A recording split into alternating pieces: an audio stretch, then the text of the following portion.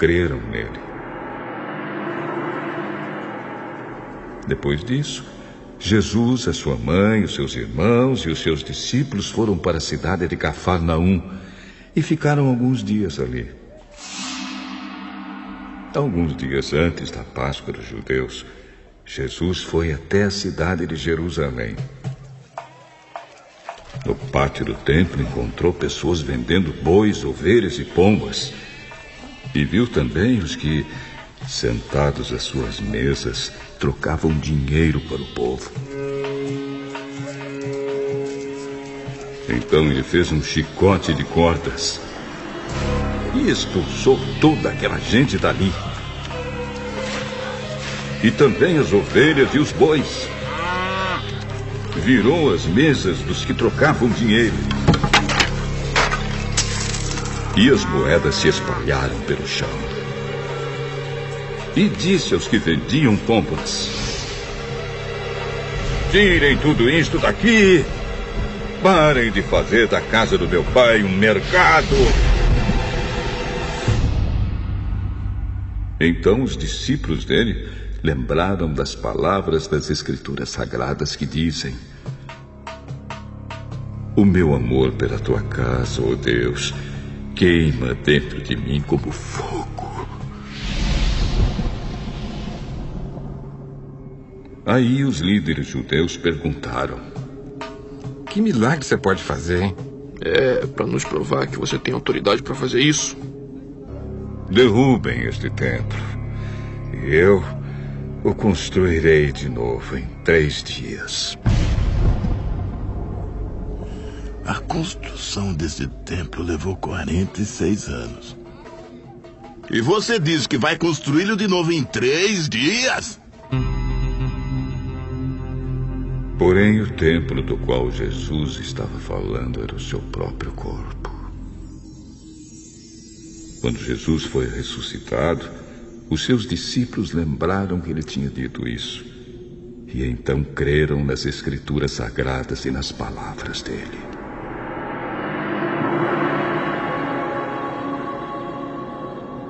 Quando Jesus estava em Jerusalém, durante a festa da Páscoa, muitos creram nele porque viram os milagres que ele fazia. Mas Jesus não confiava neles, pois os conhecia muito bem. E ninguém precisava falar com ele sobre qualquer pessoa, pois ele sabia o que cada pessoa pensava.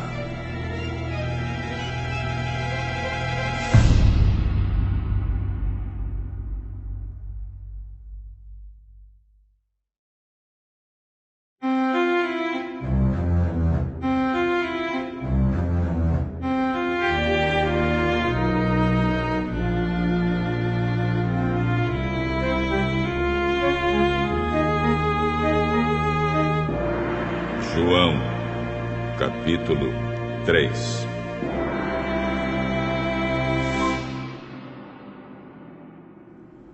Havia um fariseu chamado Nicodemos, que era líder dos judeus. Uma noite ele foi visitar Jesus e disse: Rabi, nós sabemos que o Senhor é o mestre que Deus enviou. Pois ninguém pode fazer esses milagres se Deus não estiver com ele. Eu afirmo ao Senhor que isto é verdade. Ninguém pode ver o reino de Deus se não nascer de novo. Como é que um homem velho pode nascer de novo? Será que ele pode voltar para a barriga da sua mãe e nascer outra vez?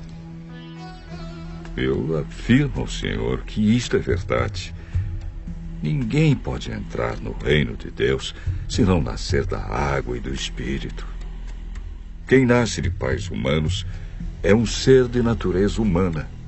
Quem nasce do Espírito é um ser de natureza espiritual. Por isso, não fique admirado porque eu disse que todos vocês precisam nascer de novo. O vento sopra onde quer e ouve-se o barulho que ele faz, mas não se sabe de onde ele vem, nem para onde vai.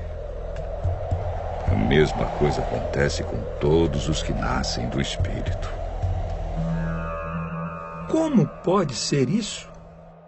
O Senhor é professor do povo de Israel e não entende isso? Pois eu afirmo ao Senhor que isto é verdade.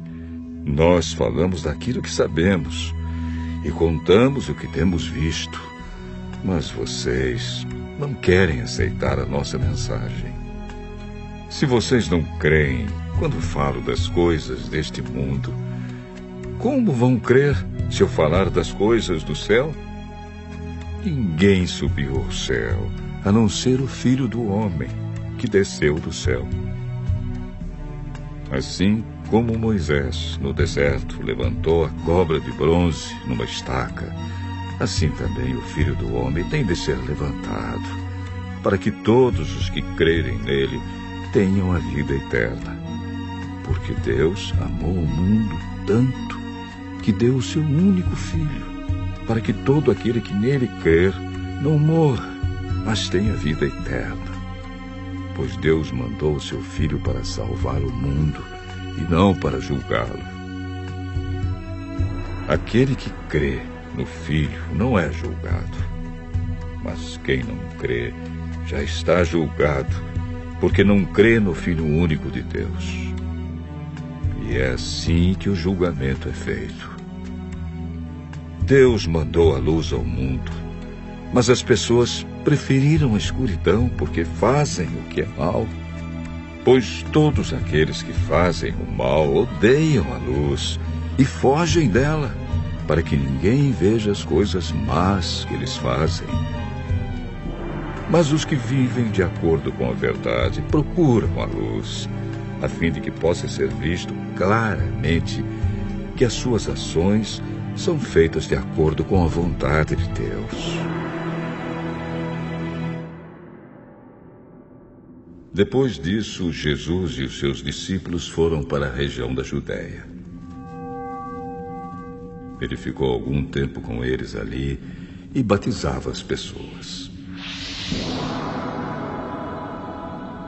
João também estava batizando em Enom, perto de Salim, porque lá havia muita água. João ainda não tinha sido preso. Alguns discípulos de João tiveram uma discussão com os judeus sobre a cerimônia de purificação. Eles foram dizer a João: Mestre, aquele homem que estava com o senhor do outro lado do Rio Jordão está batizando as pessoas. O senhor falou sobre ele, lembra? E todos estão indo atrás dele. Ninguém pode ter alguma coisa se ela não for dada por Deus. Vocês são testemunhas de que eu disse: eu não sou o Messias, mas fui enviado adiante dele. Num casamento, o noivo é aquele a quem a noiva pertence. O amigo do noivo está ali e o escuta e se alegra quando ouve a voz dele.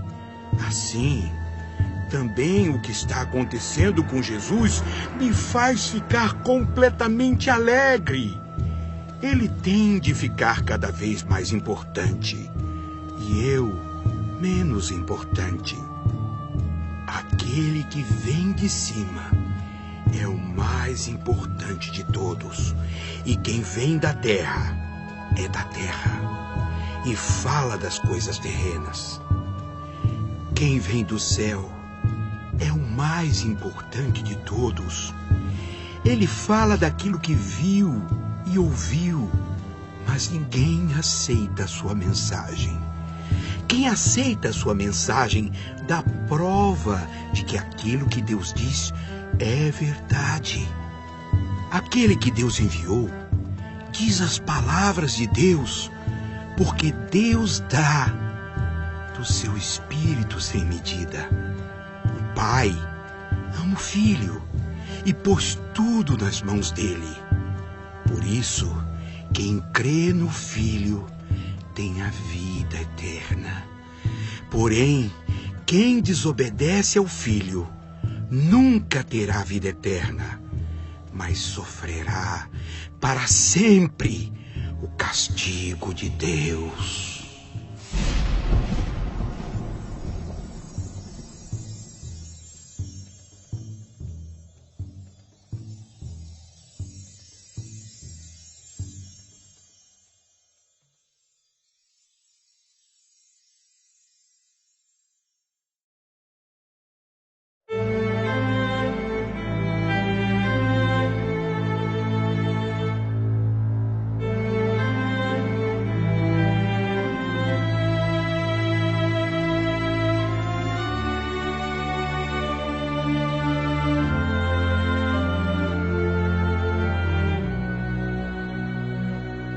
João,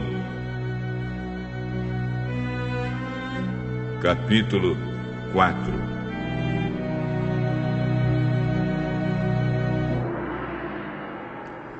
Os fariseus ouviram dizer que Jesus estava ganhando mais discípulos e batizava mais pessoas do que João. De fato, não era Jesus quem batizava, e sim os seus discípulos. Quando Jesus ficou sabendo disso, saiu da Judéia e voltou para a Galiléia. No caminho, ele tinha de passar pela região da Samaria. Ele chegou a uma cidade da Samaria chamada Sicar, que ficava perto das terras que Jacó tinha dado ao seu filho José. Ali ficava o poço de Jacó. Era mais ou menos meio-dia quando Jesus, cansado da viagem, sentou-se perto do poço. Os discípulos de Jesus tinham ido até a cidade comprar comida. Uma mulher samaritana veio tirar água e Jesus disse a ela: "Por favor, me dê um pouco de água." O senhor é judeu e eu sou samaritana.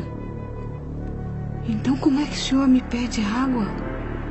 Ela disse isso porque os judeus não se dão com os samaritanos. Então Jesus disse: se você soubesse o que Deus pode dar e quem é que está lhe pedindo água, você pediria e ele lhe daria a água da vida. O senhor não tem balde para tirar água e o poço é fundo. Como é que vai conseguir essa água da vida? Nosso antepassado Jacó nos deu este poço. Ele, seus filhos e seus animais beberam água daqui. Será que o senhor é mais importante do que Jacó? Quem beber desta água